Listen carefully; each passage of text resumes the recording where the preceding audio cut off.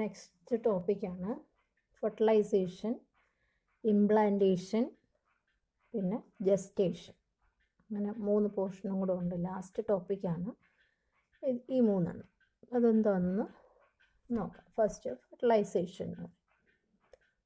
എന്താണ് fertilization? Fertilization എന്ന് പറഞ്ഞാൽ നമുക്കറിയാം അല്ലേ, മെയിൽ ഗമീറ്റ് ആൻഡ് ഫീമെയിൽ ഗമീറ്റിനെ ഫ്യൂസ് ചെയ്യുന്നതിനെയാണ്, fusion of male and female ഗമീറ്റിനെയാണ് നമ്മൾ ഫെർട്ടിലൈസേഷൻ എന്ന് പറയുന്നത്. ഇനി എങ്ങനെയാണ് ഫെർട്ടിലൈസേഷൻ നടക്കുന്നതെന്ന് പറയാം. നോക്കിയാൽ പറഞ്ഞേക്കുന്നത് ഒന്ന് വായിക്കാം. ഡ്യൂറിങ് കോപ്പുലേഷൻ അല്ലെങ്കിൽ coitus, semen is released by the penis into the vagina. അതിനെയാണ് ഇൻസെമിനേഷൻ എന്ന് നമ്മളൊരു വാക്ക് പറഞ്ഞിരുന്നു നേരത്തെ. ഇവൻറ്റുകൾ പറയുമ്പോൾ നമ്മൾ പറയുന്നു ഫീമെയിൽ വജൈനയിലുള്ളിലേക്ക് മെയില് സ്പേംസിനെ ഡിപ്പോസിറ്റ് ചെയ്യുന്നു അല്ലേ. സെമൻ എന്ന് പറയുന്ന ഫ്ലൂയിഡ് ഡെപ്പോസിറ്റ് ചെയ്യുന്നതിനെയാണ് നമ്മൾ ഇൻസെമിനേഷൻ എന്ന് പറയുന്നത്. അപ്പം ഇവിടെ നമുക്ക്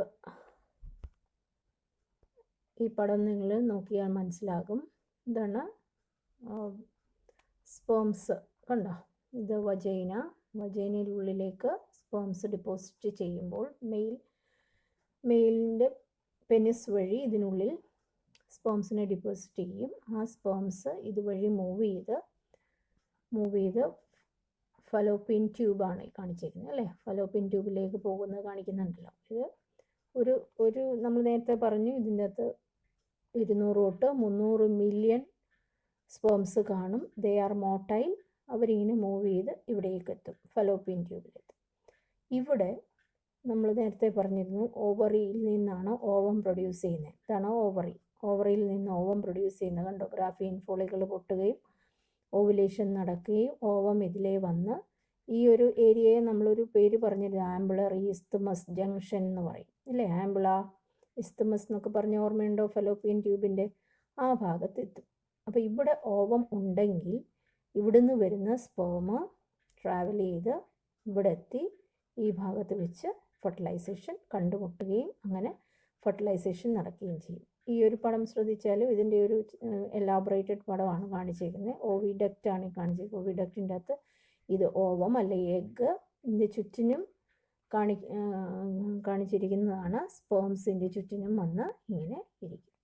അങ്ങനെ ആണ് ഫെർട്ടിലൈസേഷൻ പ്രോസസ്സ് അവിടെ നടക്കുന്നത്. അപ്പോൾ എന്തൊക്കെയാണെന്ന് നോക്കാം. ഡ്യൂറിങ് കോപ്പുലേഷൻ എന്ന് പറയുന്നതാണ് സെക്ഷൽ കോണ്ടാക്റ്റ് അല്ലേ. സെക്ഷൽ കോണ്ടാക്റ്റിൽ സെമൻ എന്ന് പറഞ്ഞാൽ സ്പേംസ് ഉള്ള fluid is released by the penis. Male reproductive പുറത്തേക്കുള്ള എക്സ്റ്റേണൽ ജെനിറ്റീലിയ നമ്മൾ പറഞ്ഞാണ് പെനിസ് എന്നാണ്. അത് എന്തിലേക്ക് പോകുന്നു? ഡ്യൂറിങ് കോപ്പുലേഷൻ വജൈനയിലുള്ളിൽ ഈ സെമൻ ഡെപ്പോസിറ്റ് ചെയ്യുന്നു അല്ലേ. അങ്ങനെ ഡെപ്പോസിറ്റ് ചെയ്യുന്ന പ്രോസസ്സിന് പറയുന്നതാണ് ഇൻസെമിനേഷൻ. പിന്നെ the motile sperm swim rapidly and passes through the cervix, enter into the uterus and finally reaches the junction of the isthmus and ampulla. That is ampullary isthmus junction of the fallopian tube. കണ്ടോ, ഇത് രണ്ടും കൂടെ എവിടെ വെച്ചാണ് കണ്ടുമുട്ടുന്നത്? Ampullary isthmus ജംഗ്ഷനിലാണ് ഈ സ്പേമും ഇവിടുന്ന് വരുന്ന ഓവവും കൂടെ കണ്ടുമുട്ടുകയും അത് തമ്മിൽ ഫെർട്ടിലൈസേഷൻ നടക്കുകയും ചെയ്യും. അപ്പോൾ ഫെർട്ടിലൈസേഷൻ ഹ്യൂമൻ ബീയിങ്ങിൽ ഫെർട്ടിലൈസേഷൻ നടക്കുന്ന സ്ഥലം നമ്മൾ നേരത്തെ പറഞ്ഞിരുന്നതാണ് ആംബുലറി ഇസ്തമസ് ജംഗ്ഷൻ. മനസ്സിലായി?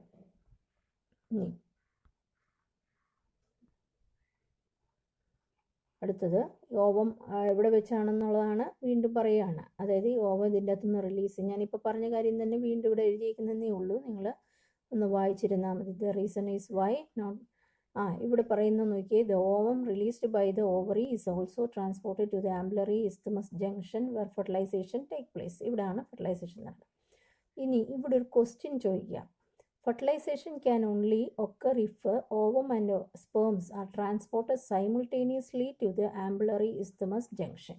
അതായത് ഒരേ ടൈമിൽ തന്നെ സൈമിൾട്ടേനിയസ് ആയിട്ട് ഇവിടുന്ന് ഓവം വരികയും ഇവിടുന്ന് സ്പേം വരികയും ചെയ്താൽ മാത്രമേ ഇവിടെ രണ്ടിൻ്റെയും കൂടെ പ്രസൻസ് വരത്തുള്ളൂ. ഇവിടെ ഓവം ഉണ്ടായിരിക്കണം, എന്നാൽ മാത്രമേ സ്പേമിന് ഫെർട്ടിലൈസ് ചെയ്യാൻ പറ്റൂ. അപ്പോൾ ഇവിടെ ഓവം ഇല്ലാതെ ഫെർട്ടിലൈസേഷൻ നടക്കുമോ? ഇല്ല. അപ്പോൾ സ്പേം വന്നുകൊണ്ട് ഇവിടെ ഓവത്തിന് ഓവം ഇവിടെ റിലീസ് ചെയ്യുന്ന സമയമല്ല എങ്കിൽ ഓവം കാണത്തില്ല അല്ലേ. അപ്പോൾ അതുകൊണ്ടാണ് this is the reason why not all copulation lead to fertilisation and pregnancy. അപ്പോൾ എല്ലായ്പ്പോഴും ഫെർട്ടിലൈസേഷൻ നടക്കണം എന്നില്ല. കാരണം ഇവിടെ അതെ ഈ സ്പേം വരുന്ന സമയത്ത് തന്നെ ഇവിടെ ഓവവും വരേണ്ട സമയമായിരിക്കണം. എന്നാൽ മാത്രമേ നടക്കത്തുള്ളൂ, ഫെർട്ടിലൈസേഷൻ നടക്കുകയും പ്രഗ്നൻസി ഉണ്ടാവുകയും ചെയ്യത്തുള്ളൂ. മനസ്സിലായോ? അപ്പോൾ അതിൻ്റെ കാരണം അതാണ്. അപ്പോൾ നമുക്കറിയാം ഓവം എപ്പോഴേ പ്രൊഡ്യൂസ് ചെയ്യത്തുള്ളൂ, ഓവറിയിൽ, അതായത് ഓവുലേറ്ററി ഫേസ്, അതായത് 14th ഡേ ഓഫ് മെൻസ്ട്രൽ സൈക്കിളിൽ മാത്രമേ ഓവത്തിൻ്റെ പ്രസൻസ് അവിടെ കാണത്തുള്ളൂ അല്ലേ. ഒരു 14 തൊട്ട് ഒരു 17 വരെയുള്ള റീപ്രൊഡക്റ്റീവ് സൈക്ലിക് ഡേയ്സിൽ മാത്രമേ ഈ ഓവത്തിൻ്റെ പ്രസൻസ് അവിടെ കാണത്തുള്ളൂ. അപ്പം മാത്രം സ്പേംസ് വന്നാൽ മാത്രമേ ഇവിടെ ഫെർട്ടിലൈസേഷൻ നടക്കത്തുള്ളൂ. അതിന് മുമ്പോ 1 to 12 ഡേയ്സോ അല്ലെങ്കിൽ ഒരു 17 to 28 ഡേയ്സിനുള്ളിലുള്ള ആ ഭാഗം മാത്രമേ ഉള്ളൂ റീപ്രൊഡക്റ്റീവ് പീരീഡ് എന്ന് പറയുന്നത്. അതായത് ഒരു 13 തൊട്ട് ഒരു 17 വരെയുള്ള ഡേയ്സ്, ആ ഡേയ്സിൽ മാത്രമേ ഉള്ളൂ ഓവത്തിൻ്റെ പ്രസൻസ് കാണത്തുള്ളൂ.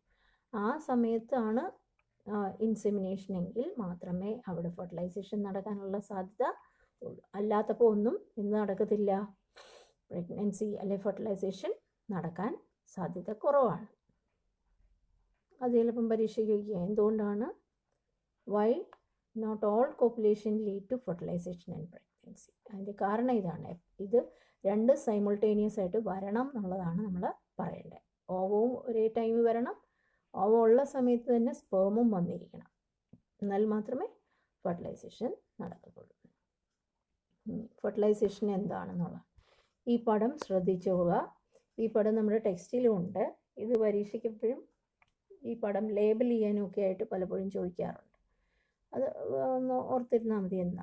എന്താണ് ഫെർട്ടിലൈസേഷൻ എന്ന് പറഞ്ഞാൽ the process of fusion of sperms with an ovum is called fertilisation. അപ്പോൾ ഫെർട്ടിലൈസേഷൻ സമയത്ത് ഒരു ഓവം മാത്രമേ ഒരു ഓവറിൽ നിന്ന് പ്രൊഡ്യൂസ് ചെയ്തു എന്ന് ഞാൻ പറഞ്ഞിരുന്നു നേരത്തെ അല്ലേ. ഓവം നമുക്ക് 2 ഓവറി ഉണ്ട്. 2 ഓവറി ഉണ്ടെങ്കിലും ഒരു 28 ഡേയിൽ ഒരു ഓവം മാത്രമേ ഒരു ഓവറിൽ നിന്നുണ്ടാവൂ. ഒരു പ്രാവശ്യം ഒരു ഓവറിൽ നിന്ന് ഒരു ഓവം ഉണ്ടാവുകയാണെങ്കിൽ നെക്സ്റ്റ് 28 ഡേയിൽ അടുത്ത ഓവറിൽ നിന്നാണ് ഒരു ഓവം ഉണ്ടാകുന്നത്. അങ്ങനെ ഓൾട്ടർനേറ്റ് ആയിട്ടാണ് പോകുന്നത്. റൈറ്റ് ഓവറിൽ നിന്ന് ഇപ്രാവശ്യം ഓവം ഉണ്ടാവുകയാണെങ്കിൽ അടുത്ത 28 ഡേയിൽ ലെഫ്റ്റ് ഓവറിൽ നിന്നാണ് ഒരു ഓവം ഉണ്ടാകും.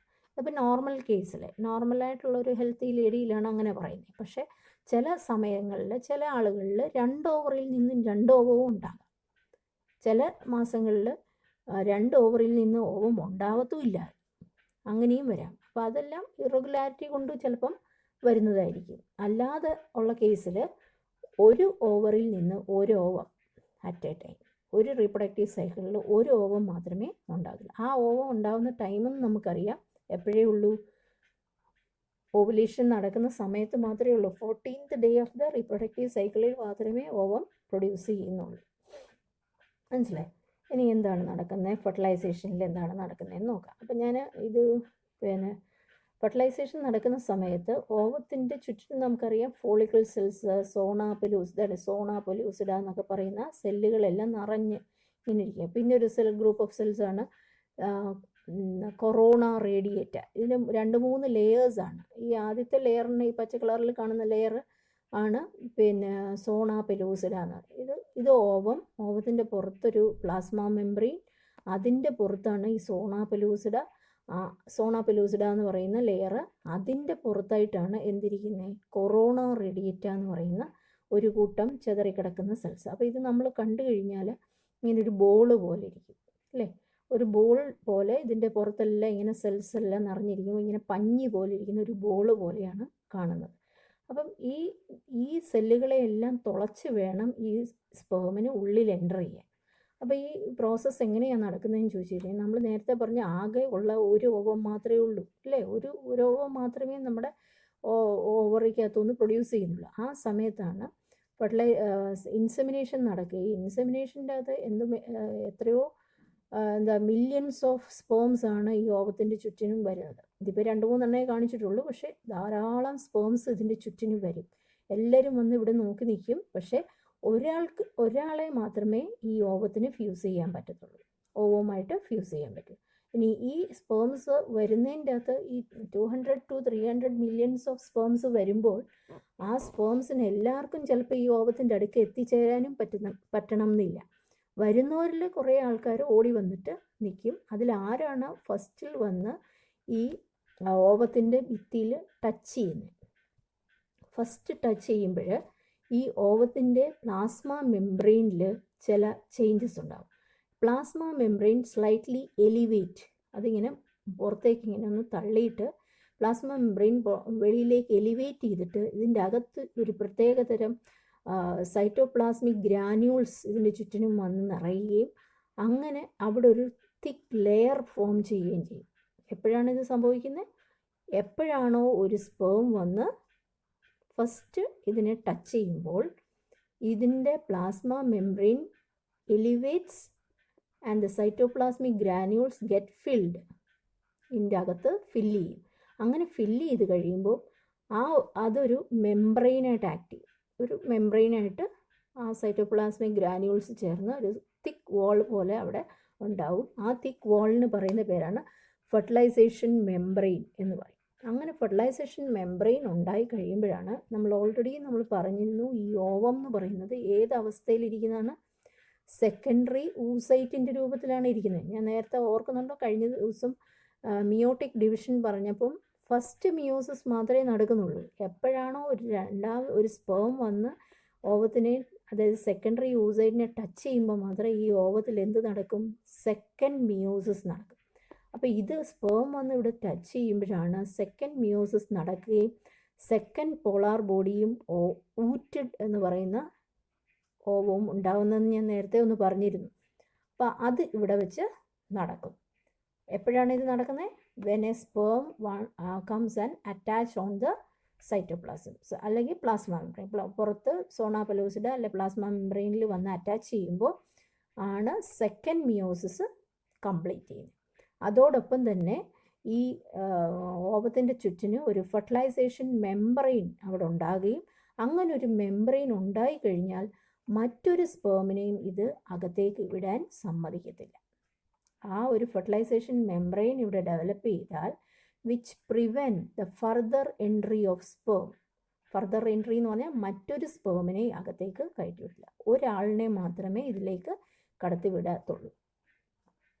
അതെന്താണെന്ന് മനസ്സിലായോ? ഒരു പ്രാവശ്യം ഒരു സ്പേം ആദ്യം ആരാണോ വന്ന് അറ്റാച്ച് ചെയ്യുന്നത് ആ സ്പേമിന് മാത്രമേ ഉള്ളിൽ കടക്കാൻ പറ്റൂ. ബാക്കി സ്പേംസിനൊന്നും കയറാൻ പിന്നെ പറ്റത്തില്ല. Because they develop a fertilisation membrane. മനസ്സിലായോ? അങ്ങനെ ആ ഫസ്റ്റ് വന്ന സ്പേം മാത്രം ഇതിന് ഉള്ളിലേക്ക് എൻ്റർ ചെയ്യും. ഇതിൻ്റെ എൻ്റർ ചെയ്യുന്നത് നമുക്കറിയാം. ഇതിന് പിന്നെ ഒരു ഹെഡുണ്ട്, മിഡിൽ പീസുണ്ട്, ഒരു വാലുണ്ടെന്നൊക്കെ നമ്മൾ പറഞ്ഞു അല്ലേ. അതിൻ്റെ ഹെഡ് റീജിയനിൽ നമ്മൾ നേരത്തെ പറഞ്ഞു അക്രോസോം എന്ന് പറയുന്ന ഒരു കോണിക്കൽ സ്ട്രക്ചറുണ്ട്. അക്രോസോം ഒരു എൻസൈം പ്രൊഡ്യൂസ് ചെയ്യും. ആ എൻസൈം ഇതിലേക്ക് ഒഴുക്കി വിടുമ്പോൾ ഈ സൈറ്റോപ്ലാസത്തിൻ്റെ ഈ ഭാഗം ഡിസോൾവ് ചെയ്യുകയും അങ്ങനെ സ്പേമിൻ്റെ ഹെഡ് മാത്രം ഇതിനുള്ളിൽ എൻ്റർ ചെയ്യും. ഹെഡിൻ്റെ അകത്ത് പിന്നെ അക്രോസോം പോയി കഴിഞ്ഞാൽ പിന്നെ എന്ത് മാത്രമേ ഉള്ളൂ? ന്യൂക്ലിയസ് മാത്രമേ ഉള്ളൂ. ആ ന്യൂക്ലിയസ് മാത്രം ഇതിൻ്റെ അകത്ത് എൻ്റർ ചെയ്യും. ബാക്കി മിഡിൽ പീസും വാലും ഒക്കെ വെളിയിൽ കിടക്കത്തേ ഉള്ളൂ. എന്ത് മാത്രമേ ഇതിൻ്റെ അകത്ത് കയറത്തുള്ളൂ? ഹെഡിൻ്റെ അകത്തുള്ള ന്യൂക്ലിയസ്. ആ ന്യൂക്ലിയസിനെ നമ്മൾ പ്രോ ന്യൂക്ലിയസ് എന്നാണ് പറയുന്നത്. Pro nucleus because it is haploid. അപ്പോൾ ഓൾറെഡി നമുക്കറിയാം ഓവവും ഹാപ്ലോയിഡാണ്. ഓവം എന്ന് പറയുന്നത് 23 ക്രോമസോമുള്ള ന്യൂക്ലിയസ് ആണ് അതിൻ്റെ അകത്തും ഉള്ളത്. ഇതിൻ്റെ അകത്തും ഒരു ന്യൂക്ലിയസ് ഉണ്ട്. ഈ സ്പേമിൻ്റെ അകത്തുള്ള ന്യൂക്ലിയസ് 23, ഓവത്തിൻ്റെ അകത്തുള്ള ന്യൂക്ലിയസിൻ്റെ അകത്തും 23 ക്രോമസോം. അങ്ങനെ ഇത് രണ്ടും കൂടെ ഇവിടെ വെച്ച് ഇതിനുള്ളിൽ വെച്ച് ഫ്യൂഷൻ നടക്കും. അങ്ങനെ ഫ്യൂഷൻ നടക്കുമ്പോഴാണ് സൈഗോട്ട് ഡെവലപ്പ് ചെയ്യുന്നത്. അപ്പം 23ൻ്റെ അകത്തുനിന്നും 23ൻ്റെ അകത്തുനിന്നും വരുമ്പോഴത്തേക്കിന് എത്ര ക്രോമസോം ആവും? ഫെർട്ടിലൈസ്ഡ് ഓവത്തിൻ്റെ അകത്ത് 46 ക്രോമസോംസ്. മനസ്സിലാവുന്നുണ്ടോ പറയുന്നത്? അപ്പം നോക്കിക്കേ എന്തൊക്കെയാണ് നടക്കുന്നതെന്നുള്ളത്. ഇവിടെ ഞാൻ വായിക്കേണ്ട കാര്യമില്ല. During fertilization a sperm come in contact with zona pellucida layer and induces the change in membrane that block the entry of additional sperm. ഞാനിപ്പോൾ പറഞ്ഞ കാര്യം തന്നെ. Thus it ensures only one sperm and can fertilized and ovum. ഒരു സ്പേമിന് മാത്രമേ fertilisation, എല്ലാ സ്പേംസിനും ഇതിനകത്ത് enter ചെയ്യാൻ പറ്റത്തില്ല. അതാണ് പറഞ്ഞത്. Secretion of acrosome help the sperm entry into the cytoplasm of ovum through the zona pellucida and the plasma membrane. അക്രോസോമിൻ്റെ സെക്രീഷൻ വഴിയാണ് ഇത് ഉള്ളിലേക്ക് കടക്കുന്നത്. അങ്ങനെയാണ് ഫെർട്ടിലൈസേഷൻ നടക്കുന്നത്. അങ്ങനെ മെയിൽ ആൻഡ് ഫീമെയിൽ ഗമീറ്റുകൾ ഫ്യൂസ് ചെയ്യുന്നതിനെ ഗമീറ്റുകൾ ഫ്യൂസ് ചെയ്യുന്നതിനെയാണ് ഫെർട്ടിലൈസേഷൻ എന്ന് ഓൾറെഡി പറഞ്ഞു.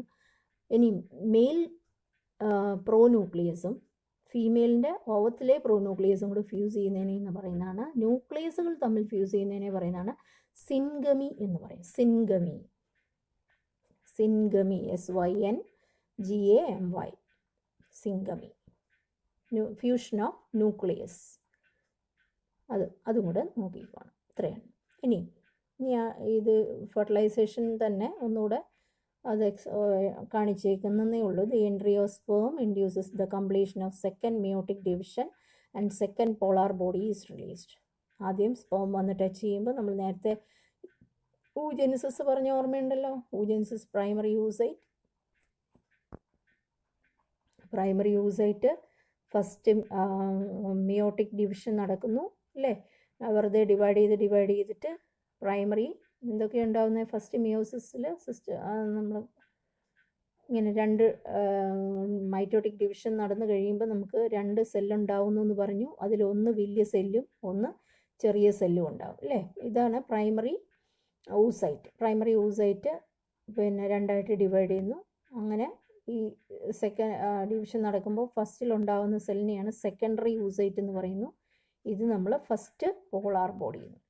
ഈ പോളാർ ബോഡിയും വീണ്ടും 2ആയിട്ട് ഡിവൈഡ് ചെയ്യുന്നതാണ് ഈ കാണിച്ചേക്കുന്നത്. വീണ്ടും ഈ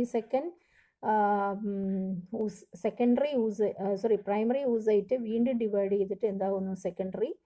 സെക്കൻഡറി ഊസൈറ്റായിട്ട് മാറുന്നു അല്ലേ. പ്രൈമറി ഊസൈറ്റ്, സെക്കൻഡറി ഊസൈറ്റ്, ഊറ്റിട്ട് അങ്ങനെയാണ് തിരിഞ്ഞു പോയി. ഞാൻ ആദ്യം പറഞ്ഞ ഇങ്ങനെയായിരുന്നു. ഇത് പ്രൈമറി ഊസൈറ്റ് മിയോട്ടിക് ഡിവിഷന് വിധേയമാകുന്നു. Secondary oocyte and first polar body ഉണ്ടാകുന്നു. വീണ്ടും അത് ഡിവൈഡ് ചെയ്യുന്നു. അത് എപ്പോഴും മാത്രമല്ല, ഫെർട്ടിലൈസേഷൻ നടക്കുന്ന സമയത്ത് മാത്രം വീണ്ടും ഡിവൈഡ് ചെയ്യുന്നു. ഒരു ഊറ്റിടും ഉണ്ടാവും, ഒരു സെക്കൻഡ് പോളാർ ബോഡിയും ഉണ്ടാവും. മനസ്സിലായോ? അത് നമ്മൾ പഴയ പടം ഡയഗ്രാം ഒന്ന് നോക്കിയാൽ മതി. ഇത് നമുക്ക് കൺഫ്യൂഷൻ തോന്നും. അപ്പോൾ ഇതാണ് ഫെർട്ടിലൈസേഷൻ കാണിച്ചിരിക്കുന്നത്. സ്പേമിനെയും ഓവത്തിനെയും കാണിച്ചേക്കാണ്. ഓവത്തിൻ്റെ ന്യൂക്ലിയസും സ്പേമിൻ്റെ ന്യൂക്ലിയസും ഒക്കെയാണ് ഈ പടത്തിൽ കാണിച്ചേക്കുന്നത്. നോക്കിയാൽ മതി.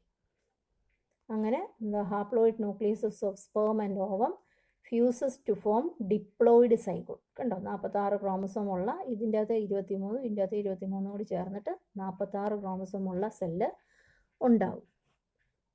ക്ലിയർ ആയല്ലോ ഫെർട്ടിലൈസേഷൻ. ഇനി എങ്ങനെയാണ് mail and female baby, sex of the baby, അതായത് മെയിലും ഫീമെയിൽ കുഞ്ഞുങ്ങളും ഉണ്ടാകുന്നത് എങ്ങനെയെന്നുള്ളതാണ് നമ്മൾ പഠിക്കുന്നത്. ഇതിൻ്റെ അകത്ത് എപ്പോഴും പരീക്ഷയ്ക്ക് ചോദിക്കുന്നതാണ്, sex of baby is determined by father and not by the mother അല്ല ഡിറ്റർമിൻ ചെയ്യുന്നത്, ഫാദറാണ് ജസ്റ്റിഫൈ ചെയ്യാൻ. നമ്മൾ നേരത്തെ എനിക്ക് തോന്നുന്നു നിങ്ങൾ സ്കൂളിലൊക്കെ പഠിച്ചിട്ടുണ്ടായിരിക്കും അല്ലേ. ഫാദറും മദറും എന്ന് പറയുമ്പോൾ ഫാദറിൻ്റെ ക്രോമസോംസ് നമുക്കറിയാം 46 ക്രോമസോംസ് ഉണ്ടല്ലോ. 44 ഓട്ടോസോമുകളുമാണ്, 2 സെക്സ് ക്രോമസോംസുമാണുള്ളത് അല്ലേ. സെക്സ് ക്രോമസോംസ് 2ആണ്. നമ്മളിപ്പോൾ ഓട്ടോസോംസിൻ്റെ കാര്യം പറയുന്നില്ല, സെക്സ് ക്രോമസോമിൻ്റെ മാത്രം പറയുന്നത്. ഫാദറിൽ എന്തേ വരുന്നത്? 2 തരം സെക്സ് ക്രോമസോംസ് ഉണ്ട്, എക്സും ഉണ്ട് വൈയും ഉണ്ട്. അതേസമയം മദറിലാണെങ്കിൽ എക്സ് ക്രോമസോം മാത്രമേ ഉള്ളൂ, 2 എക്സ് ക്രോമസോംസ് ആണ് ഉള്ളത് അല്ലേ. അപ്പോൾ ഈ ഫാദറിൻ്റെ ബോഡിയിൽ നിന്ന് സ്പേംസ് ഉണ്ടാകുമ്പോൾ 2 തരം നമ്മൾ പഠിച്ചിട്ടുണ്ട്. ഈ എക്സും വൈയും സെപ്പറേറ്റ് ചെയ്ത് ഓരോ തരം ഗമീറ്റിൽ വരും. എക്സ് ഉള്ള സ്പേമും ഉണ്ടാവും, വൈ ഉള്ള സ്പേമും ഉണ്ടാവും. അപ്പോൾ 2 തരം സ്പേംസാണ് ഫാദറിൻ്റെ ടെസ്റ്റസിലുണ്ടായിരുന്നത്. എക്സ് ക്യാരിങ് സ്പേംസും ഉണ്ട്, വൈ ക്യാരിങ് സ്പേംസും ഉണ്ട്. അതേസമയം മദറിൻ്റെ ബോഡിയിൽ ഓവം എന്ന് പറയുന്നതിൻ്റെ അകത്ത് എന്ത് മാത്രമേ ഉള്ളൂ? എക്സ് ക്രോമസോം ഉള്ള ഓവം മാത്രമേ പ്രൊഡ്യൂസ്, വൈ ഇല്ലല്ലോ, അതുകൊണ്ട് എക്സ് മാത്രമേ ഉള്ളൂ. അപ്പോൾ ഇതിൻ്റെ അകത്ത് എങ്ങനെയാണ് മെയിൽ കുട്ടിയും ഫീമെയിൽ കുട്ടിയും ഉണ്ടാകുന്നതാണ് കാണിച്ചിരുന്നത്. നോക്കിയാൽ ഈ എക്സും ഫാദറിൻ്റെ എക്സ് ക്യാരിങ് സ്പേം ഓവമായിട്ട്, ഓവം നമുക്ക് സ്പെസിഫിക് ആയിട്ട് പറയേണ്ട കാര്യമില്ല, ഓവം എല്ലാം എക്സ് ക്രോമസോം ഉള്ള ഓവമാണ്. അതുകൊണ്ട് എക്സ് ഉള്ള സ്പേം ഓവമായിട്ട് ഫ്യൂസ് ചെയ്താൽ എന്തുണ്ടാകും? എക്സും കൂടെ ആകുമ്പോൾ ഫീമെയിൽ ഉണ്ടാവും. അതേസമയം Y ക്രോമസോമാണ്, Y ക്രോമസോം ഉള്ള സ്പേം ഓവുമായിട്ട് ഫ്യൂസ് ചെയ്യുകയാണെങ്കിൽ ബോയ് ഉണ്ടാവും, അല്ലെങ്കിൽ അവർക്ക് ഒരു സൺ ഉണ്ടാവും. മനസ്സിലായോ? അപ്പം ഇതിപ്പോൾ നമുക്ക് കാണുമ്പോൾ പെട്ടെന്ന് എന്തെങ്കിലും കൺഫ്യൂഷൻ നിങ്ങൾക്ക് തോന്നുമായിരിക്കും അല്ലേ? പക്ഷേ ഇതൊന്ന് ശ്രദ്ധിച്ച് നോക്കിയാൽ മനസ്സിലാവും എങ്ങനെയാണ് ഈ എക്സും കൂടി ചേരുമ്പോൾ XX, ഈ എക്സും കൂടി ചേരുമ്പോൾ XX. അപ്പോൾ പെൺകുട്ടി ഉണ്ടാവാനുള്ള ചാൻസും ഉണ്ട്, അതുപോലെ ആൺകുട്ടി ഉണ്ടാകുന്ന ഈ Y ക്രോമസോം ഈ X ക്രോമസോം കൂടി ചേരുമ്പോൾ XY, ഈ Xും ഈ Yയും ഈ Xും കൂടി ചേരുമ്പോൾ XY. അപ്പം 50 അവിടെ ആരാണ് ഇതിൻ്റെ കാരണക്കാരന്? Y ക്രോമസോം ഉള്ളത് ആർക്കാണ്? Yയും Xും ഉള്ളത് ആർക്കാണ്? ഫാദറിനാണ്. അപ്പോൾ ഫാദറിൻ്റെ ക്രോമസോമിനെ ബേസ് ചെയ്തിരിക്കും ആൺകുട്ടിയാണോ പെൺകുട്ടിയാണോ. ഏത് ടൈപ്പ് സ്പേമാണ് ഫാദറിൽ നിന്ന് വരുന്നത്? X ക്യാരിയിങ് സ്പേം ആണെങ്കിൽ തീർച്ചയായിട്ടും പെൺകുട്ടി ഉണ്ടാവും. Y ക്യാരിയിങ് സ്പേമാണ് ഓവുമായിട്ട് ഫ്യൂസ് ചെയ്യുന്നതെങ്കിൽ തീർച്ചയായിട്ടും മെയിൽ ഉണ്ടാവും. അപ്പോൾ മെയിലും ഫീമെയിലും ഉണ്ടാവാനുള്ള കാരണം ആരാണ്? ഫാദറാണ് അല്ലേ? അപ്പോൾ അതുകൊണ്ടാണ് നമ്മൾ പറയുന്നത് sex of the baby is determined by father and not by the mother. അമ്മയാണോ ഡിറ്റർമിൻ ചെയ്യുന്നത്? അല്ല, ഫാദറാണ്. അപ്പോൾ നിങ്ങൾ അഗ്രി ചെയ്യുന്നോ എന്നൊക്കെ പറഞ്ഞുകൊണ്ട് ക്വസ്റ്റ്യൻ ചോദിക്കും. അപ്പോൾ എസ് എന്ന് എഴുതുക, അതിന് കാരണം എഴുതാൻ ഇത് പറയുക, ഇത് എക്സ്പ്ലെയിൻ ചെയ്യുക. ഈ ഒരു ഇത് ഞാനൊന്ന് സിമ്പിളായിട്ട് നിങ്ങൾക്ക് ഇത് കണ്ടാൽ പെട്ടെന്ന് കൺഫ്യൂഷൻ തോന്നാതിരിക്കുന്ന രീതിയിൽ ഞാൻ ഒരു ക്രോസ് ഇങ്ങനെ കാണിക്കാം. ഈ വീഡിയോയുടെ ബാക്കിയായിട്ട് ഞാൻ ഇട്ട് തരാം. അപ്പോൾ അതൊന്ന് പഠിച്ചിരുന്നാൽ മതി. അതാണ് ഈ പറഞ്ഞേക്കുന്നത്. The chromosome pattern in human female is XX, that in male is XY. The female produce gamete only with X chromosome, male produce Xും Yയും ഉണ്ട്, ഐദർ X ആൻഡ് Y. അതുകൊണ്ട് 50% of male gamete carry X chromosome and 50% carry Y chromosome. കണ്ടോ? XY zygote അല്ലെങ്കിൽ baby will be formed if Y chromosome carrying male gamete fuses with X gamete of the female. ഇതിങ്ങനെ എഴുതണം എന്നൊന്നുമില്ല. Mail baby ഉണ്ടാവണം എന്നുണ്ടെങ്കിൽ Y chromosome ഉള്ള സ്പേമും ഓവവും കൂടെ fuse ചെയ്താൽ മതി. അപ്പം കുട്ടി എങ്ങനെ ആയിരിക്കും? ആൺകുട്ടിയായിരിക്കും. അല്ല, പെൺകുട്ടി ഉണ്ടാവുന്നത് എങ്ങനെയാണ്? X ക്രോമസോം ഉള്ള സ്പേമും ഓവവുമായിട്ട് ഫ്യൂസ് ചെയ്താൽ Y ക്രോമസോമും X ക്രോമസോമുമായിട്ടുള്ളത് ഫ്യൂസ് ചെയ്യുമ്പോൾ മെയിൽ ഉണ്ടാവുന്നു. പിന്നെ എക്സും കൂടെ ആണെങ്കിൽ ഫീമെയിൽ ഉണ്ടാകുന്നു. അപ്പോൾ ആ ക്രോസ് ഞാൻ സിമ്പിളായിട്ട് എഴുതി തരാം. അത് നിങ്ങൾ ബുക്കിൽ ഇത് വരയ്ക്കേണ്ട, ബുക്കിൽ അത് എഴുതിയിട്ട് ഇതങ്ങ് എഴുതി പഠിച്ചാൽ മതി. The female child born from XX zygote is X gamete. ഇത് വീണ്ടും അത് തന്നെ പറഞ്ഞുകൊണ്ടിരിക്കുകയാണ്. Thus, the sex of baby is determined by X and Y chromosome of the father. Father ആണെന്നുള്ളത് നമ്മൾ ജസ്റ്റിഫൈ ചെയ്യുകയാണ്. അതിന് ഒരു സിമ്പിൾ റീസണേ ഉള്ളൂ. ഫാദറിൽ 2 ടൈപ്പിലെ സ്പേം ഉണ്ട്. X ക്യാരിയിങ് സ്പേമുണ്ട്, Y ക്യാരിയിങ് സ്പേമുണ്ട്. X ക്യാരിയിങ് സ്പേമാണ് ഓവവുമായിട്ട് ഫ്യൂസ് ചെയ്യുന്നതെങ്കിൽ ഫീമെയിൽ ഉണ്ടാവുന്നു. Y ക്യാരിയിങ് സ്പേമാണ് ഓവവുമായിട്ട് ഫ്യൂസ് ചെയ്യുന്നതെങ്കിൽ മെയിൽ ഉണ്ടാവുന്നു. ഇത്രയേ ഉള്ളൂ ഇതിൻ്റെ അകത്ത് പറയാനുള്ളത്. അപ്പോൾ അത് ക്രോസ് ഞാൻ അയച്ചു തരാം, അത് നോക്കി പഠിച്ചാൽ മതി. അപ്പോൾ സെക്സ് ഓഫ് ദ ബേബി ആരാണ് ഡിറ്റർമിൻ ചെയ്യുന്നത്? ഫാദർ. അപ്പം നമ്മൾ നാട്ടും പ്രദേശത്തൊക്കെ കേട്ടിട്ടുണ്ടല്ലേ, 2 പെൺകുട്ടികളൊക്കെ ഉള്ള വീടുകളിൽ മക്കൾ 2 പെൺകുട്ടിയാണെങ്കിൽ എപ്പോഴും ഫാദറും അമ്മായിയമ്മയും ഒക്കെ ആരെ വഴക്ക് പറയും? എപ്പോഴും നീ കാരണമാണ് പെൺപിള്ളേരുണ്ടായെന്ന് പറഞ്ഞുകൊണ്ട് ചവിട്ടും ഇടിയും തൊഴിയും ഒക്കെ കൊടുക്കാറില്ലേ? അപ്പോൾ അതൊക്കെ നമ്മൾ കേട്ടിട്ടുള്ളതാണ്. അപ്പം അതിനുള്ള ശരിക്കും റീസൺ വീട്ടിലെ അമ്മയാണോ? അല്ല. ആരാണ് കാരണക്കാരന്? ശരിക്കും ഏത് കുട്ടിയാണ് ഉണ്ടാവുന്നതെന്ന് എന്നുള്ള അത് ഫാക്ടർ പ്രൊഡ്യൂസ് ചെയ്യുന്നത് ആരാണ്? മെയിലാണ്. അല്ലെ അവരുടെ ഹസ്ബൻഡ് തന്നെയാണ് അതിന് കാരണം. പക്ഷേ ഇടി മൊത്തം മേടിക്കുന്നത് ആരാണ്? മദറാണ്. അല്ലേ? അതാണ്, ഓർത്തിരുന്നാൽ മതി. Next, development of embryo. ഇനിയും ഫെർട്ടിലൈസേഷൻ നടക്കുന്ന കാര്യമൊക്കെയാണ് നമ്മൾ പറഞ്ഞ്, ആണാണോ പെണ്ണാണോ ഉണ്ടാവുന്നതെന്നൊക്കെ നമ്മൾ പറഞ്ഞു. നെക്സ്റ്റ് പറയേണ്ടത് ഇനി എങ്ങനെയാണ് ഈ ഡെവലപ്മെൻറ്റ് എംബ്രിയോ ഉണ്ടാവുന്നത് എന്ന് പറയുന്നത്. അപ്പോൾ സൈഗോട്ട് ഉണ്ടായെന്ന് നമ്മൾ പറഞ്ഞു അല്ലേ? മെയിലും ഫീമെയിൽ ഗമീറ്റ് ഫ്യൂസ് ചെയ്തിട്ട് സൈഗോട്ട് ഉണ്ടായി. അപ്പോൾ സൈഗോട്ട് ഉണ്ടായിട്ട് ഇതുകൊണ്ട് ഈ പടം വെച്ച് നമുക്ക് എക്സ്പ്ലെയിൻ ചെയ്യാം. ഞാനിത് വായിക്കുന്നില്ല, കുറച്ച് നിങ്ങളങ്ങ് വായിച്ചിരുന്നാൽ മതി. ഞാൻ ഈ ഡയഗ്രാം വെച്ച് എക്സ്പ്ലെയിൻ ചെയ്ത് തരാം. അപ്പോൾ ഇവിടെ നോക്കി, ഇതാണ് എഗ്ഗ്. ഇവിടെ നിന്ന് ഓവം പ്രൊഡ്യൂസ് ചെയ്യുന്നു അല്ലേ.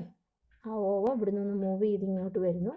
ഇവിടെ നിന്ന് സ്പേംസ് വന്നിട്ടുണ്ടെങ്കിൽ ആ സ്പേംസ് ഇവിടെ മൂവ് ചെയ്ത് തന്നെ ഇവിടെ കാണിച്ചു. ഈ പടമാണ് ഈ വലുതായിട്ട് കാണിച്ചേക്കുന്നത്. ഈ ഓരോ ഡയഗ്രാമാണ് ഇവിടെ വലുതായിട്ട് ഇവിടെ ഇങ്ങനെ ഓരോ ഡയഗ്രാമാണ് ഇവിടെ വലുതായിട്ട് കാണിച്ചത്. അപ്പോൾ സ്പേംസ് വരുന്നു, ചുറ്റിനും വന്ന് കൂടുമെങ്കിൽ ഒരാൾ മാത്രം അകത്ത് കയറുന്നു അല്ലേ.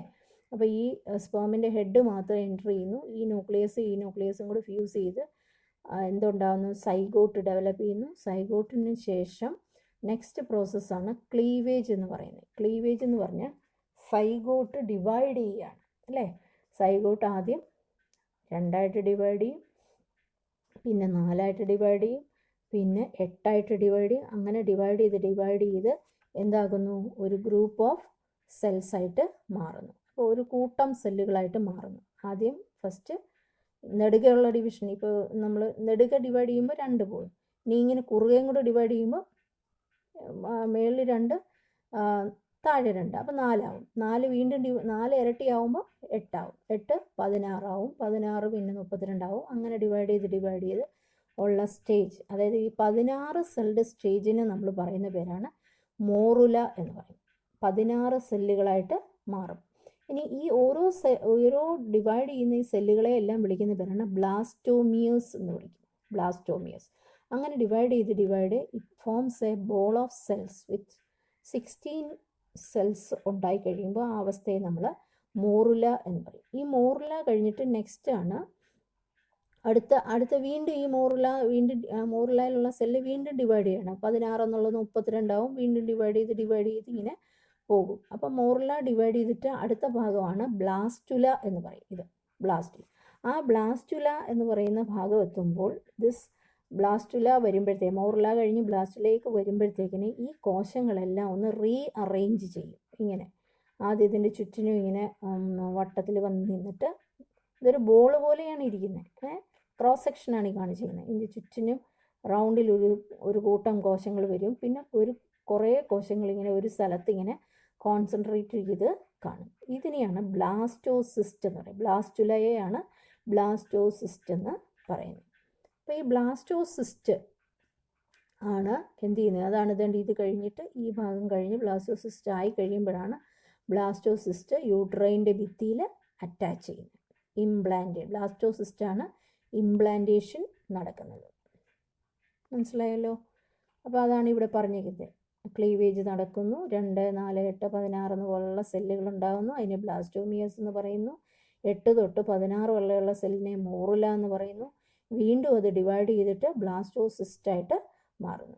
ആൻഡ് ഇറ്റ് മൂവ്സ് ടു, അപ്പോൾ നോക്കിയാൽ ഇതെല്ലാം ഡിവിഷൻ നടക്കുന്ന സമയത്ത് ഇതിങ്ങനെ മൂവ് ചെയ്ത് എവിടേക്ക് എത്തും, യൂട്രസിനുള്ളിലേക്ക് എത്തിച്ചേരും.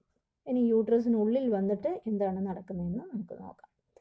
ഇവിടെ വീണ്ടും അത് തന്നെയാണ് പറയുന്നത്. ബ്ലാസ്റ്റോസിസ്റ്റിൻ്റെ ഡയഗ്രാം ഇത് വളരെ ഇമ്പോർട്ടൻ്റ് ആണ്. നമ്മൾ വിക്ടേഴ്സ് ചാനലിലൊക്കെ ആ ടീച്ചർ നന്നായിട്ട് പറഞ്ഞെന്നും നിങ്ങൾ കേട്ട് കാണും. ട്രോഫോബ്ലാസ്റ്റ് അല്ലേ, ഈ ചുറ്റിനുമുള്ള ഈ സെല്ലുകളെയാണ് നമ്മൾ ട്രോഫോബ്ലാസ്റ്റ് എന്ന് പറയും. ഇതിൻ്റെ നടുക്ക് കോൺസെൻട്രേറ്റ് ചെയ്തേക്കുന്ന ഈ സെല്ലുകളെ ഇന്നർ സെൽ മാസ് എന്ന് പറയും. ഇനി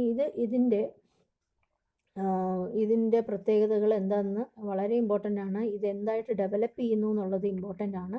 അതായത് ഈ ട്രോഫോബ്ലാസ്റ്റ് എന്ന് പറയുന്നത് ഈ യൂട്രസിൻ്റെ ഭിത്തിയിൽ വന്ന് ഈ എംബ്രിയോ, ഇതാണ് എംബ്രിയോ ആയിട്ട് ഡെവലപ്പ് ചെയ്യുന്ന ഇന്നർ സെൽ മാസ് ആണ് എംബ്രിയോ ആയിട്ട് ഡെവലപ്പ് ചെയ്യുന്നത്. It differentiate into embryo and the trophoblast layer attaches the endometrium. അതായത് ഈ ഭാഗം വെച്ചാണ് ഇത് പോയി ഇവിടെ അറ്റാച്ച് ചെയ്യുന്നത്. ഇതാണ് ഇവിടെ പറഞ്ഞേക്കുന്നത്.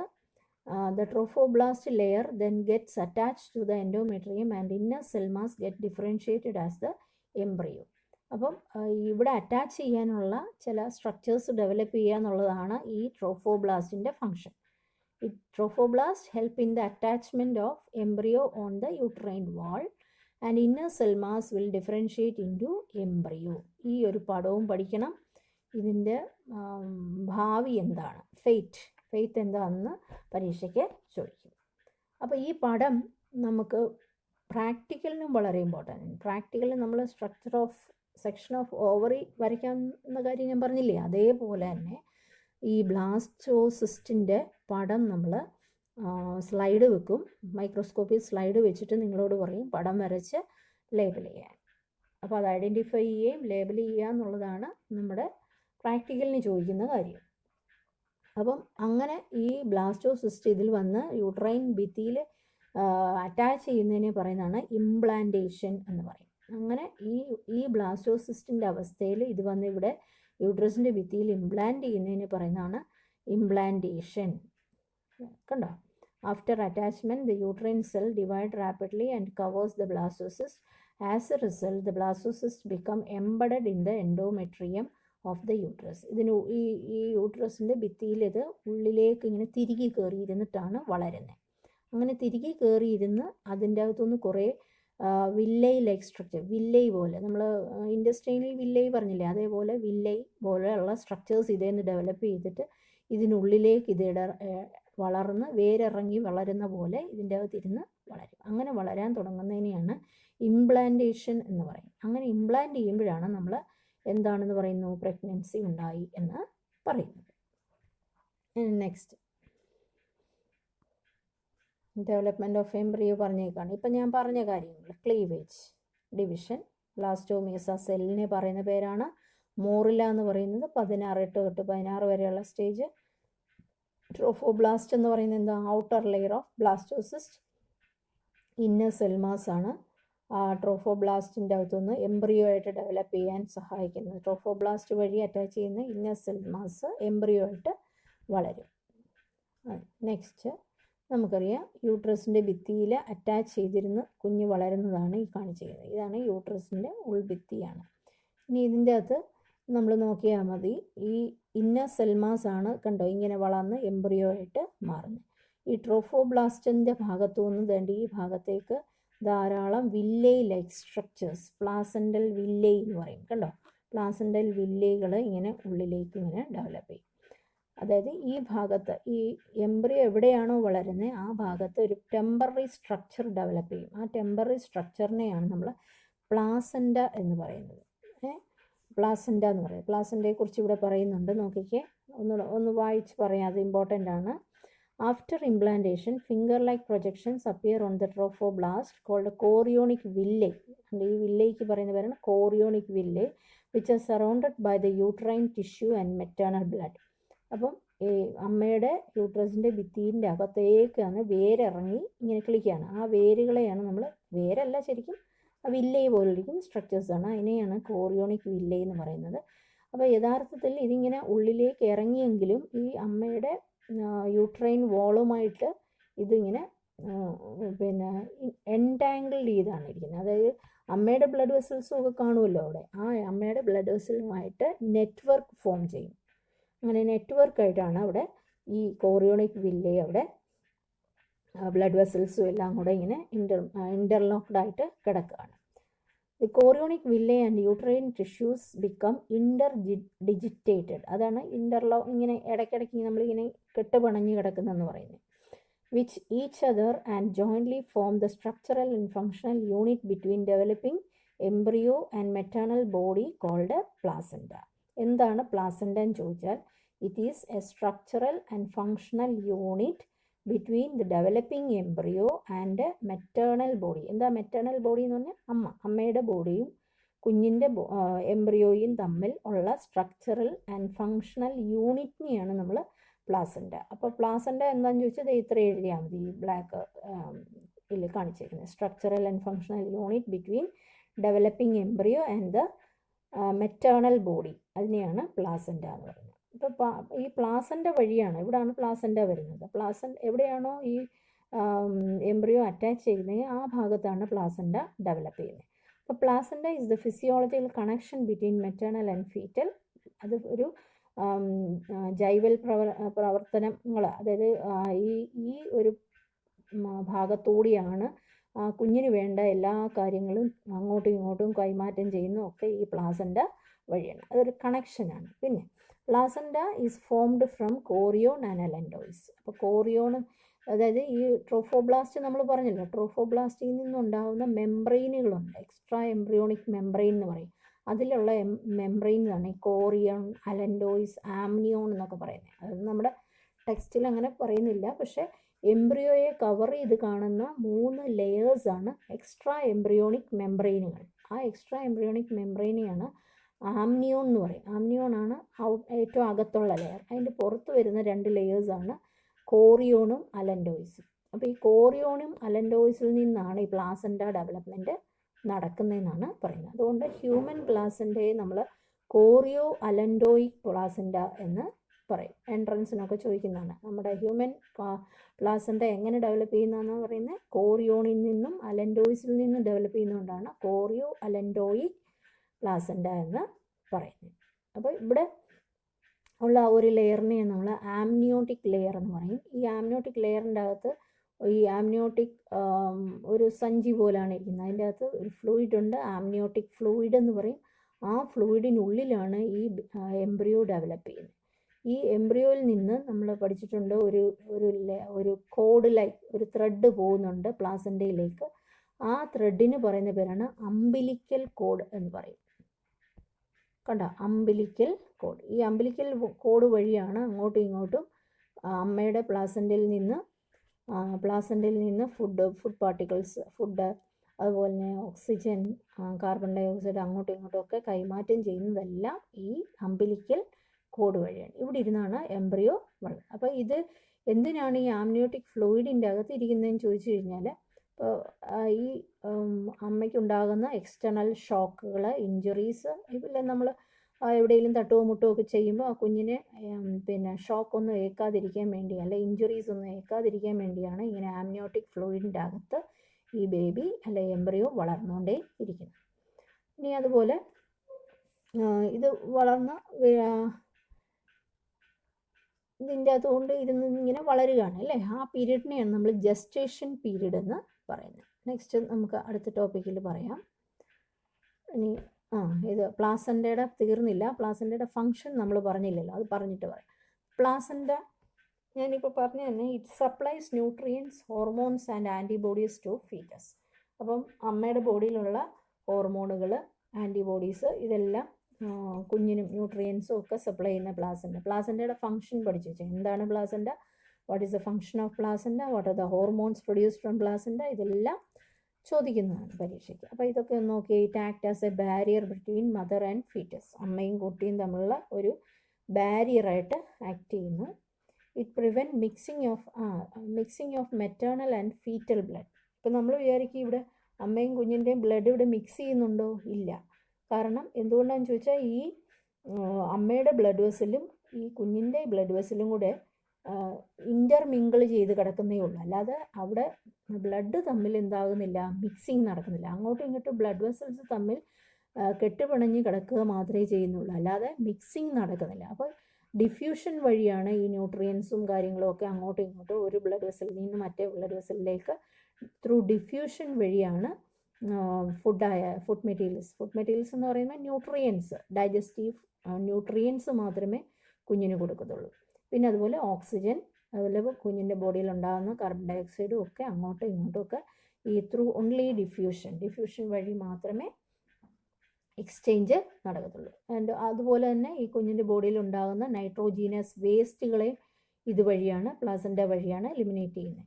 Placenta also act as endocrine tissue.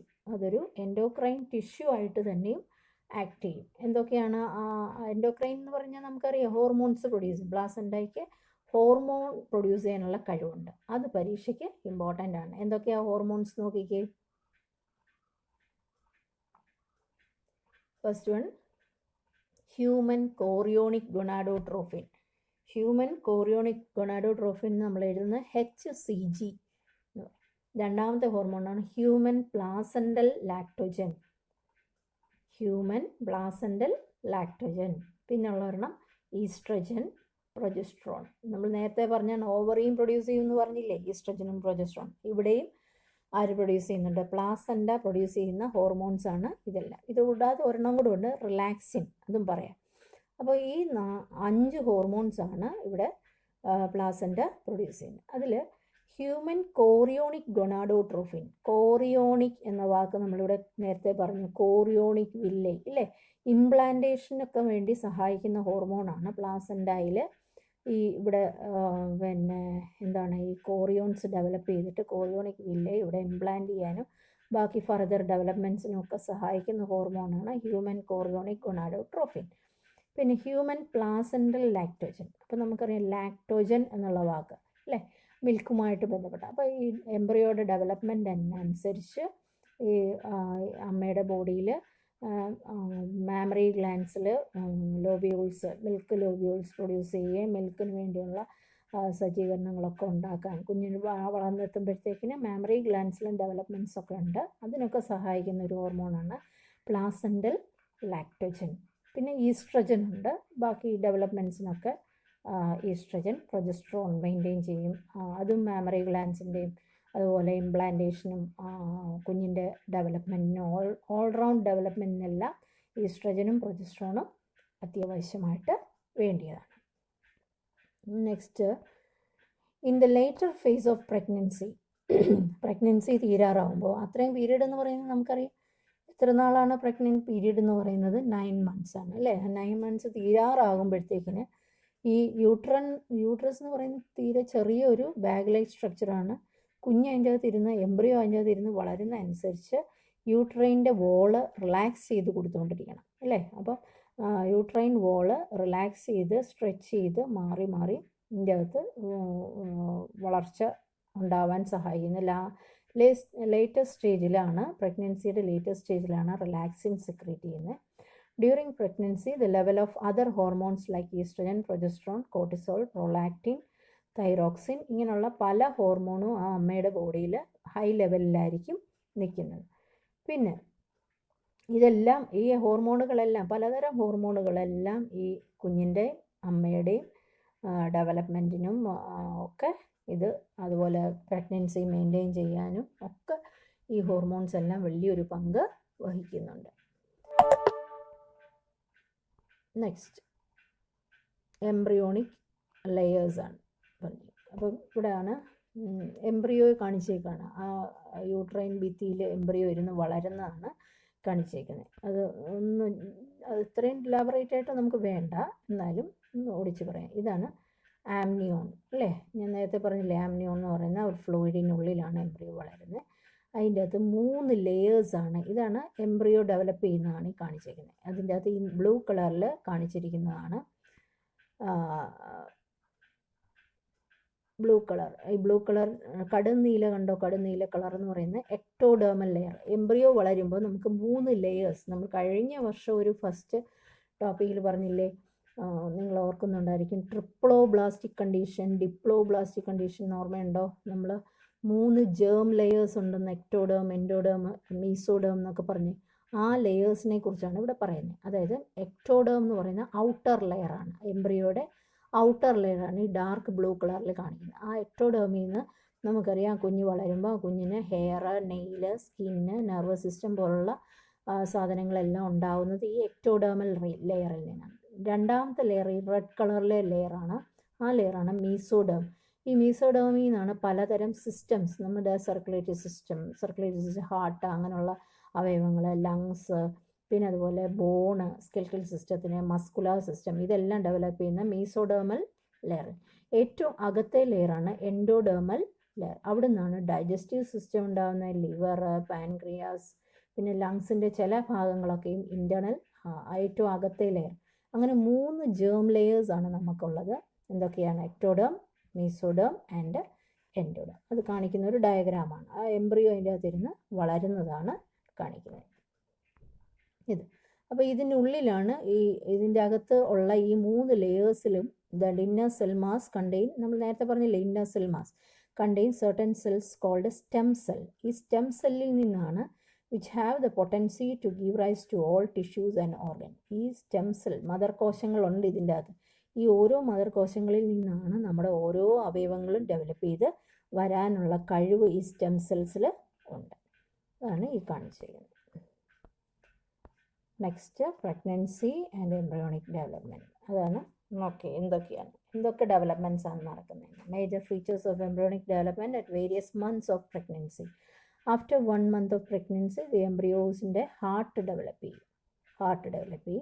By the end of 2nd month, 2ാം മാസം എത്തുമ്പോഴത്തേക്കിന് develop the limb and digits, കൈയും കാലും വിരലുകളും ഒക്കെ ഡെവലപ്പ് ചെയ്യും. By the end of 12 weeks, അതായത് 12 ആഴ്ച എന്ന് പറയുന്നതാണ് ആദ്യത്തെ 3 മാസം അല്ലേ.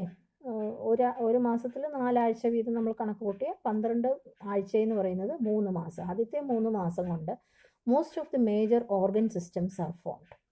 ആദ്യത്തെ 3 മാസത്തിനുള്ളിൽ തന്നെ മിക്കവാറും ഉള്ള എല്ലാ ഓർഗനുകളും ഡെവലപ്പ് ചെയ്തിരിക്കും. പിന്നെ during the 5th month the first movement of the foetus and appearance of hairs on head are observe. 5ാം മാസം എത്തുമ്പോഴത്തേക്കിന് എന്ത് പറ്റും, ചെറുതായിട്ട് മുടിയൊക്കെ ഡെവലപ്പ് ചെയ്യും, ശരീരത്തിലെല്ലാം രോമങ്ങളൊക്കെ ഡെവലപ്പ് ചെയ്യും. അതുപോലെ മൂവ്മെൻറ്റുകൾ അല്ലേ, കുഞ്ഞ് അനങ്ങാൻ തുടങ്ങും. അപ്പോൾ ആ കുഞ്ഞ് അനങ്ങാൻ തുടങ്ങുന്ന സമയമാണ് 5ാം മാസത്തിൽ. By the end of 24 week എന്ന് പറഞ്ഞാൽ 2ാമത്തെ ട്രൈമസ്റ്റർ എന്ന് പറഞ്ഞാൽ 6 മാസം കഴിയുമ്പോൾ അല്ലേ, 6 മാസം കഴിയുമ്പോൾ the body is covered with fine hairs. പിന്നെ നമുക്ക് ഐലിഡ്സ് ഒക്കെ കാണാം, കൺപോളയൊക്കെ സെപ്പറേറ്റ് ചെയ്യും. നേരത്തെ ഈ ഐലിഡൊക്കെ മൊത്തത്തിൽ അടഞ്ഞിരിക്കുകയായിരുന്നു, അപ്പോൾ അതൊക്കെ സെപ്പറേറ്റ് ചെയ്യും.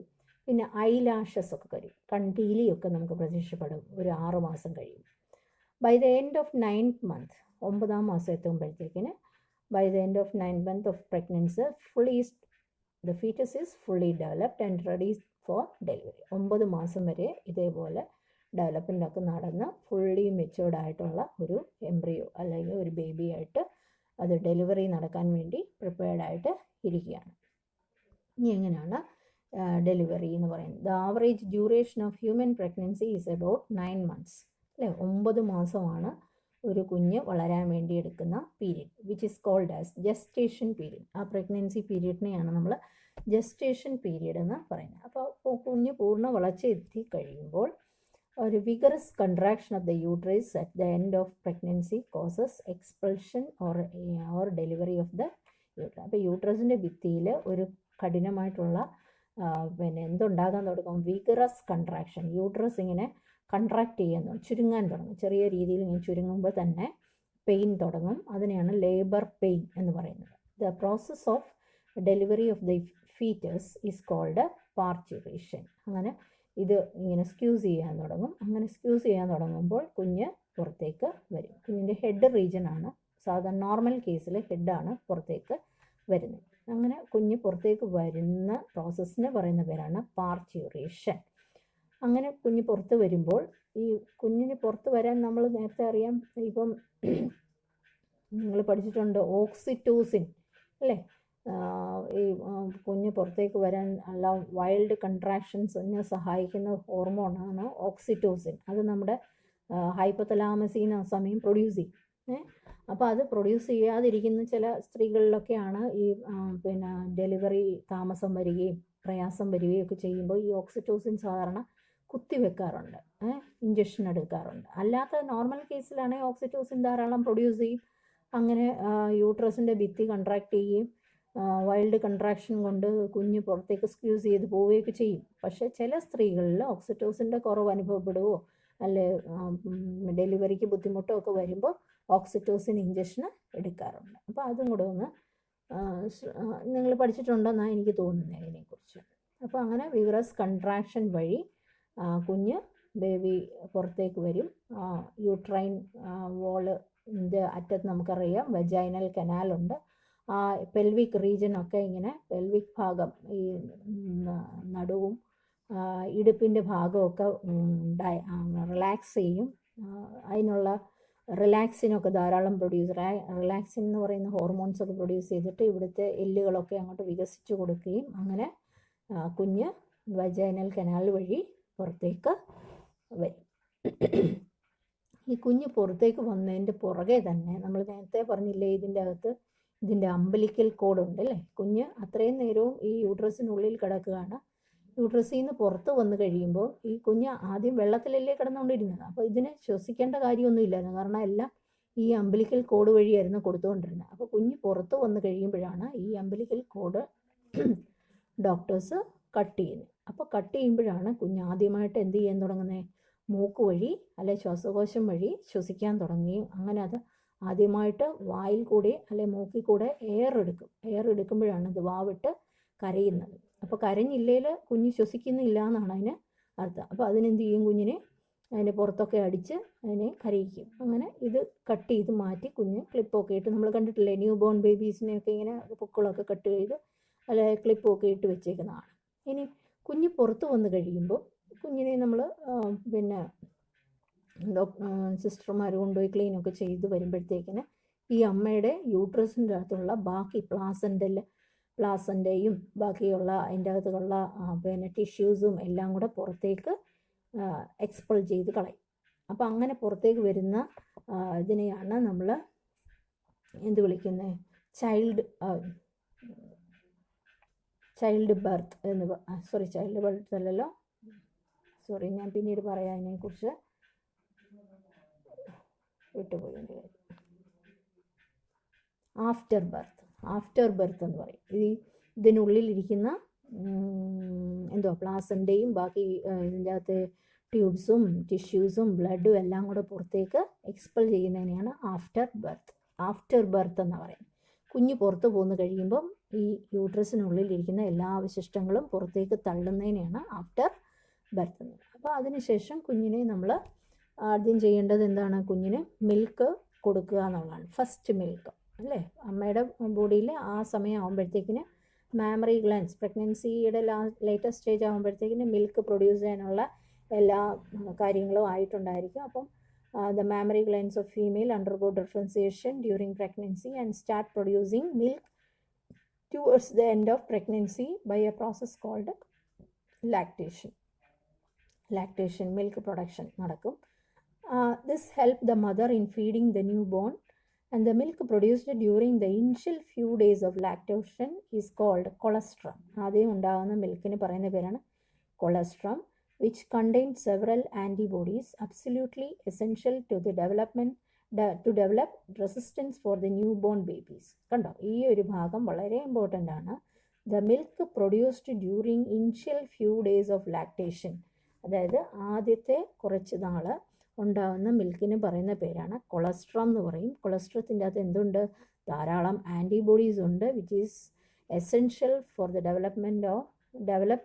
essential to develop the resistant for the newborn baby. അതായത് ഇമ്മ്യൂണിറ്റി പ്രൊവൈഡ് ചെയ്യുന്ന ധാരാളം ആൻറ്റിബോഡീസ് ഈ കൊളസ്ട്രത്തിലുണ്ട്. അത് കുഞ്ഞിന് വേണ്ട ഇമ്മ്യൂണിറ്റി, കുറേ നാളത്തേക്കിനുള്ള ഇമ്മ്യൂണിറ്റി മിൽക്കിൽ നിന്ന് കിട്ടും. അങ്ങനെ ബ്രസ്റ്റ് ഫീഡിങ് എന്ന് പറയുന്നത്, breast feeding during the initial period of infant growth is recommended by doctors for bringing up a healthy baby.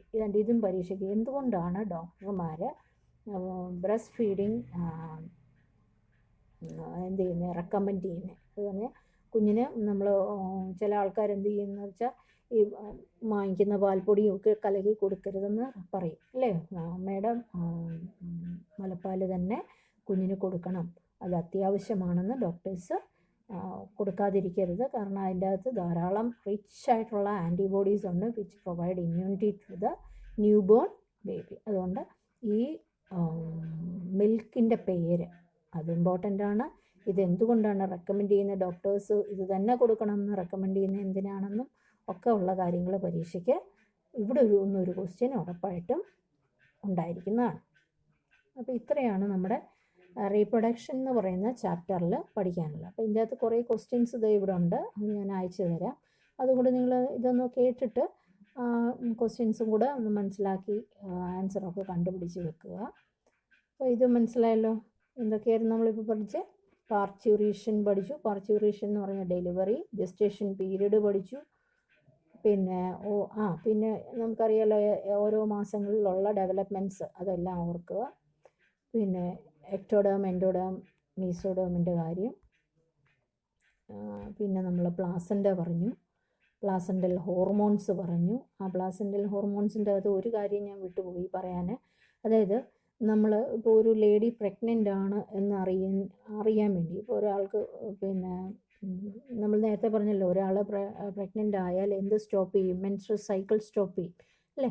അപ്പോൾ മെൻസ്ട്രൽ സൈക്കിൾ സ്റ്റോപ്പ് ചെയ്തു, അപ്പോൾ ഒരു കപ്പിളിലുള്ള ഒരു ദമ്പതിമാരിൽ ഒരു ലേഡിയാണ്.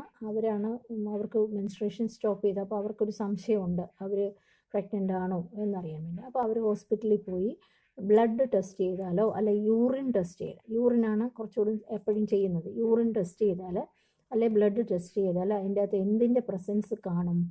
HCGയുടെ പ്രസൻസ് കാണും. അപ്പോൾ HCGയുടെ പ്രസൻസ് ഉണ്ടെങ്കിൽ അതിൻ്റെ അർത്ഥം എന്താണ്? The lady is pregnant. If the urine is tested, if a lady tested the urine and presence of HCG was detected, HCG detect ചെയ്തെങ്കിൽ എന്തായിരിക്കും അതിൻ്റെ റിസൾട്ട് എന്താണെന്ന് ചോദിച്ചാൽ നമ്മൾ പറയും ദ ലേഡി ഈസ് pregnant. എന്തുകൊണ്ടെന്ന് ചോദിച്ചാൽ കാരണം പ്ലാസൻ്റയിലെ ഹോർമോണാണ് HCG. പ്ലാസൻ്റ എപ്പോഴാണ് ഉണ്ടാകുന്നത്? പ്രഗ്നൻസി ഉണ്ടാകുമ്പോൾ. അല്ലെങ്കിൽ എംബ്രിയോ ഡെവലപ്മെൻറ്റ് ഉണ്ടായാലേ പ്ലാസൻ്റ ഡെവലപ്പ് ചെയ്യത്തുള്ളൂ അല്ലേ? പ്ലാസൻ്റയിലാണ് കുഞ്ഞ് ഡെവലപ്പ് ചെയ്യുന്നത്. അപ്പോൾ ആ പ്ലാസൻ്റ ഉണ്ടെങ്കിൽ അതിൻ്റെ അർത്ഥം എന്താ? അവർ പ്രഗ്നൻ്റ് ആണ്. അല്ലാതെ സാധാരണ ഒരു ലേഡിക്ക് പ്ലാസൻ്റ ഡെവലപ്പ് ചെയ്യുമോ? ഇല്ല. അപ്പോൾ പ്ലാസൻ്റയിൽ നിന്ന് പ്രൊഡ്യൂസ് ചെയ്യുന്ന ഹോർമോണാണ് HCG. അപ്പോൾ HCG യൂറിൻ്റെ അകത്ത് ഡിറ്റക്റ്റ് ചെയ്താൽ അതിൻ്റെ അർത്ഥം ദ ലേഡി ഈസ് പ്രഗ്നൻറ്റ്. അത് ബ്ലഡിലും വരാം. HCG ബ്ലഡിലും ഉണ്ടെങ്കിൽ നമുക്ക് എന്ത് ഡിറ്റക്റ്റ് ചെയ്യാം? ദ പേഴ്സൺ ഈസ് പ്രഗ്നൻ്റ് എന്ന് പറയും. മനസ്സിലായോ? അതും ഒരു ക്വസ്റ്റ്യൻ അവിടെ സാറിന് ചോദിക്കാറുണ്ട്. HCGയുടെ പ്രസൻസ് ഇൻഡിക്കേറ്റ് ദ പ്രഗ്നൻസി എന്ന് പറയും. അത് പിന്നെ നമ്മളിങ്ങോട്ട് പറഞ്ഞു വന്നത് പ്ലാസൻ്റയുടെ ഫങ്ഷൻ അത് നോക്കണം. പിന്നെ ബ്ലാസ്റ്റോസിസ്റ്റ് കേട്ടോ, ഈ ബ്ലാസ്റ്റോസിസ്റ്റിൻ്റെ പടം പഠിച്ചോണം. പിന്നെ അതിൻ്റെ അകത്ത് ട്രോഫോബ്ലാസ്റ്റിൻ്റെ ഫേറ്റ് എന്താ? എംബ്രിയോണിക്, അത് അറ്റാച്ച്മെൻറ്റിന് സഹായിക്കുന്നു. ഇന്നർ സെൽ മാസ് ആണെങ്കിൽ എംബ്രിയോ ആയിട്ട് ഡെവലപ്പ് ചെയ്യും. അത് രണ്ടും ചോദിക്കും. പിന്നെ നമ്മൾ ഇത് ഞാൻ പടം അയച്ചു തരാം, അത് നോക്കണം. ഈ ക്വസ്റ്റ്യനും ഇമ്പോർട്ടൻ്റ് ആണ്. Sex of baby is determined by father and not by mother. അച്ഛനാണ് ബേബിയുടെ സെക്സ് ഡിറ്റർമിൻ ചെയ്യുന്നത്. പിന്നെ ഫെർട്ടിലൈസേഷൻ എന്താണെന്നും ഒക്കെയാണ് പറഞ്ഞിരിക്കുന്നത്. പിന്നെ എങ്ങനെയാണ് ഫെർട്ടിലൈസേഷനിൽ ഒരു സ്പേം മാത്രമേ ഓവമായിട്ട് ഫ്യൂസ് ചെയ്തുള്ളൂ? വൈ എന്ന് ചോദിക്കും. അങ്ങനെ ചോദിച്ചാൽ നമ്മൾ എഴുതുന്നത് when one sperm attaches the ovum a fertilisation membrane is formed which prevent further entry of sperm. ഇവിടെ ഒരു ഫെർട്ടിലൈസേഷൻ മെംബ്രെയിൻ ഡെവലപ്പ് ചെയ്യും. അങ്ങനെ ഒരു പ്രാവശ്യം ഫെർട്ടിലൈസേഷൻ മെംബ്രെയിൻ ഡെവലപ്പ് ചെയ്ത് കഴിഞ്ഞാൽ മറ്റൊരു സ്പേമിനെ അകത്തേക്ക് വിടുന്നത് അനുവദിക്കത്തില്ല. It prevent the further entry of sperm. ഒരു റിയാക്ഷനാണിത്, ഫെർട്ടിലൈസേഷൻ റിയാക്ഷൻ എന്നൊക്കെ പറയും. അതൊന്ന് നോക്കണം. പിന്നെ നമ്മൾ ഫെർട്ടിലൈസേഷൻ്റെ എവിടെയാണ് നടക്കുന്നത് അല്ലേ, അതും നോക്കണം. ആംബുലറി ഇസ്തമസ് ജംഗ്ഷനിലാണ് ഫെർട്ടിലൈസേഷൻ നടക്കുന്നത്. അതെ, പിന്നെ ഇതെല്ലാം നോക്കണം.